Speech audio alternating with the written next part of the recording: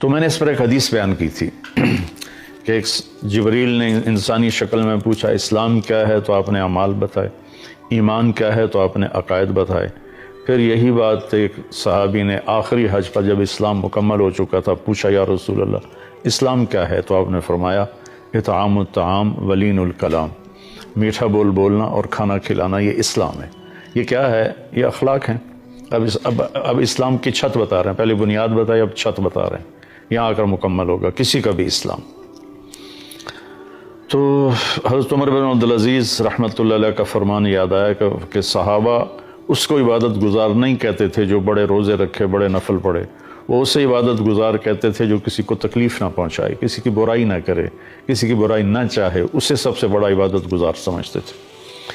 پھر اس عمر بن عبسہ نے پوچھا یا رسول اللہ ایمان کیا ہے تو آپ نے فرمایا صبر و سماحہ، صبر کرنا، معاف کرنا، یہ اخلاق ہیں۔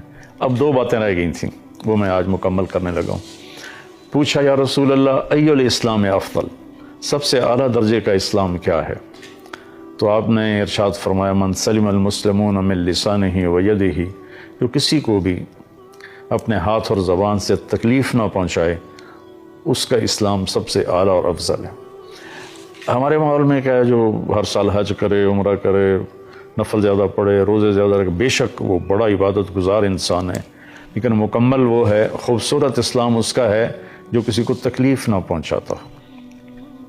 حضرت عمر رضی اللہ تعالیٰ عنہ کا فرمان ہے ایھا الناس لا تغرنکم طنطنۃ الرجل باللیل فی صلاتہ انما الرجل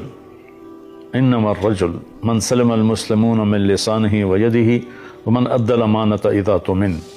حضرت عمر رضی اللہ تعالیٰ عنہ جیسے راتوں کو اٹھ کے رونے والے، فجر کی نماز میں اتنا روتے